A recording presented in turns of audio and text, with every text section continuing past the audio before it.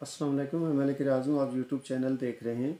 एक बुज़ुर्ग गुज़रे जिनका नाम शाह बकीउद्दीन इब्ने मखलद था। ये तालीम हासिल करने का इनको बहुत ज़्यादा शौक़ था। तो वो फ़रमाते हैं कि जब मेरी उम्र तकरीबन 19 साल थी तो मैं तालीम हासिल करने की गरज से एक उस्ताद के पास गया। उस्ताद ने मुझे जांचने के बाद, परखने के बाद मुझे कहा कि बेटा ऐसा है कि मेरे पास इल्म इतना ज़्यादा नहीं है और आपका जो ज़र्फ़ है वो बहुत बड़ा है। आपके ज़र्फ़ के मुताबिक आपको उस्ताद भी चाहिए। तो आप ऐसा कीजिए कि बगदाद चले जाओ, वहाँ आपके उस्ताद हैं जिनको हदीस ज़बानी याद है और वो हैं इमाम इमाम अहमद बिन हम्बल। उनके पास आप चले जाओ। वो आपको तालीम की ये जो आपकी प्यास है उसको वो ही सैराब कर सकते हैं।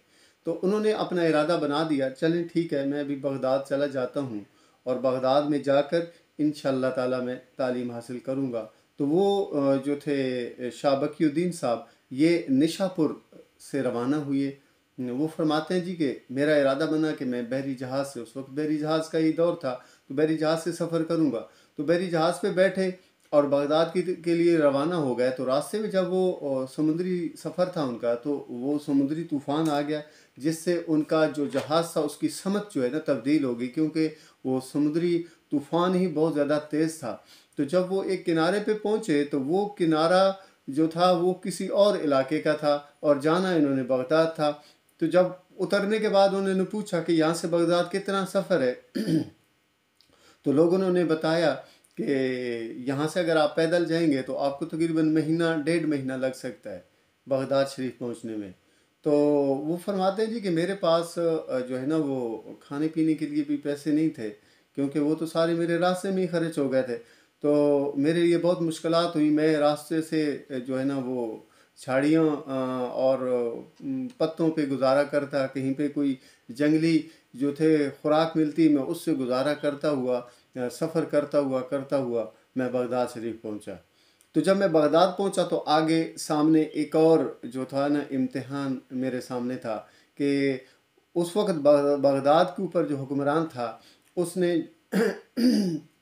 इमाम अहमद बिन हम्बल साहब को कैद में डाल दिया था। शायद इमाम साहब ने उसकी इस्लाह के लिए कोई बात की हो, शायद उस वक्त उसके ख़िलाफ़ कोई बात की कर दी हो। तो बादशाहों को तो ये चीज़ ज़ेब नहीं देती कि कोई उनके ख़िलाफ़ बात करे। तो उसको गुस्सा आ गया होगा और उसने इमाम साहब को कैद में डाल दिया। पहले तो ये था कि उनके लिए मुश्किलात ये पेश आईं कि वो तलाश करने में उनको मुश्किलात पेश आई। वो अजनबी थे कि वो इमाम साहब का घर कहाँ पे है और अगर उनको कैद में डाला गया तो कहाँ पे कैद में डाला गया। जब मालूमात लेने के बाद, काफ़ी सारी मालूमात लेने के बाद उन्हें पता चला कि इमाम अहमद बिन हम्बल साहब के घर को ही सब जेल करार दिया गया है और उनको उस कैद में डाल दिया गया है और उनके घर की निगरानी के लिए पुलिस भी तैनात है। तो उसने जो जो शाह बकीउद्दीन साहब थे उन्होंने किसी शख्स से पूछा कि यार इमाम साहब के घर का पता बता दो। तो किसी ने उन्हें कहा जी कि हम उनके घर की तरफ आपको उंगली से इशारा नहीं करेंगे, हम सिर्फ आंखों से आपको इशारा करके बताएंगे कि ये वाला जो घर है ये इमाम साहब का है, बाकी आप जाने और आपका काम जाने। उन्होंने कहा चलें ठीक है। तो जब किसी शख्स ने उनको उसका पता बताया उनके घर का, तो उन्होंने कहा चलें ठीक है, मैं अब इसका कोई इंतज़ाम करता हूँ। वो कहते हैं ना जी के इरादे जिनके पुख्ता हों, नज़र जिनकी खुदा पर हो, तलातम खेज़ मौजों से वो घबराया नहीं करते। तो वो घबराने वाले नहीं थे, क्योंकि वो मुसम्मिम इरादा करके आए थे कि मैंने इनसे हदीस का इल्म सीखना है, मैंने इससे अल्लाह और उसके रसूल के का जो हदीस का इल्म है, जो कुरान का इल्म है, वो मैंने सीखना है। ये उनका पक्का इरादा था। लिहाजा अगले दिन जब वो अपने पहुँचे घर में तो उन्होंने अपना हुलिया तब्दील किया। उन्होंने अपना हुलिया फ़कीरों वाला बनाया, अपने कपड़ों को भी पुराने कपड़े पहने, उनको फाड़ दिया, हाथ में कासा पकड़ा और जैसे फ़कीर जाते हैं ना दर दर पे हर किसी के पास, उस तरीके से फ़कीरों की तरह वो मांगते हुए चले गए। जैसे कि आजकल फ़कीर कहते हैं कि अल्लाह के नाम पे दे दो, तो उस वक्त फ़कीर कहा करते थे अजरुक अल्लाह, कि अल्लाह ताला आपको इसका अजर दे। तो वो ये वाला वजीफ़ा करते हुए पढ़ते हुए उस इलाके में से गुज़रे। फिर उन पुलिस वालों के पास से भी गुज़रे, पुलिस वालों में से भी सब ने उसको एक एक दिनार दिया। जब वो इमाम अहमद बिन हम्बल के दरवाज़े पे पहुँचे तो ज़ोर ज़ोर से आवाज़ लगाई कि अजरुक अल्लाह अजरुक अल्लाह। तो कहते हैं जी कि थोड़ी देर गुज़रती है तो इमाम साहब जो है ना वो दरवाज़ा खोलते हैं। उनका खूबसूरत नूरानी चेहरा देखकर, उनका लिबास देखकर जो है ना उनकी आंखों में, उसके शागिर्द की आंखों में आंसू आ गए। तो उसने कहा जी कि अजर का अल्लाह। तो जब उन्होंने भी उसके कासे के अंदर एक दिनार डाला तो उन्होंने कहा जी कि मैं आपसे जो है ना ये दुनिया के माल की खैरात लेने तो नहीं आया, मैं तो आपको आपसे हदीस और कुरान के इल्म की खैरात लेने के लिए आया हूँ। तो ये खैरात मुझे दीजिए, इस दुनिया की खैरात की मुझे ज़रूरत नहीं है, इसके बगैर भी मैं गुजारा कर लूँगा।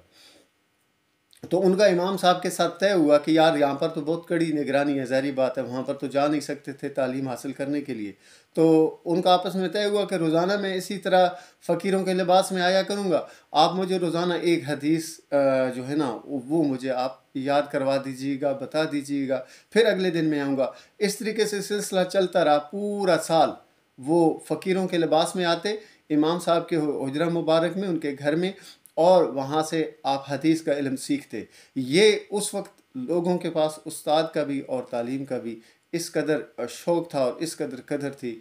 और ये मेरा सवाल है, ये मेरी बात है आज के स्टूडेंट्स के लिए भी और आपके आज के उस्ताद के लिए भी, कि आज का उस्ताद जो है वो कहता है मेरे पास ट्यूशन आ रही है, तो चलें कोई बात नहीं, चाहे मुझे इस सब्जेक्ट के ऊपर अबूर हासिल है या नहीं है, बस मैंने चाहे मैं स्टूडेंट्स को पूरी प्रॉपर टाइम दे सकता हूँ या नहीं दे सकता हूँ, मैंने अपने एकेडमी में स्टूडेंट्स को भर देना है, मैंने अपने क्लास के अंदर स्टूडेंट्स को भर देना है, चाहे उनके साथ मैं इंसाफ कर सकूँ या ना कर सकूँ। और फिर वापस में स्टूडेंट्स का भी जो है ना एटीट्यूड इसी तरह का है कि वो जो है ना उस्ताद के साथ भी मुख्तलिफ़ अंदाज में और मुख्तलिफ़ तरीके से बहस मुबाहसा में पढ़ते हैं। उस्ताद की इज़्ज़त का जो है ना वो उनको ध्यान और ख़्याल नहीं होता, और उस्ताद की तरफ से भी बहुत सारे मामलात इस तरह के हैं। तो ये दोनों, ये सवाल, ये किस्सा सुनाने के लिए नहीं है, सिर्फ ये किस्सा जगाने के लिए कि उस्तादों को भी जाग जाना चाहिए और उनके तालिब इल्मों को भी जाग जाना चाहिए कि ये कैसे उस्ताद भी थे कि जो थे ना वो उसको मतलब रोज़ाना दरवाजे पे आकर पूरा साल, इतना बड़ा उस्ताद, इतना बड़ा आलिम उसको दरवाजे पे खड़े होकर तालीम दे रहे, और इतना बड़े ज़र्फ़ वाला जो शागिर्द है वो फ़कीरों के लिबास में जाकर जो है ना तालीम हासिल कर रहे हैं। मेरी आप सबसे गुजारिश है कि तालीम को अपना शौक़ बनाएं। तालीम हासिल करने के लिए हज़ूर नबी मुकर्रम सल्लल्लाहु अलैहि वसल्लम ने बहुत ज़्यादा ज़ोर दिया है। आका करीम अलैहिस्सलाम की एक हदीस पाक है कि इल्म हासिल करो, खा उसके लिए तुम्हें चाइना क्यों ना जाना पड़े। तो आका करीम अलैहिस्सलाम की ज़ात पाक पर दुरूद व सलाम का नजराना पेश कर दीजिए। मुझ नाचीज़ को अपनी दुआ में ज़रूर याद रखिएगा। शुक्रिया जी।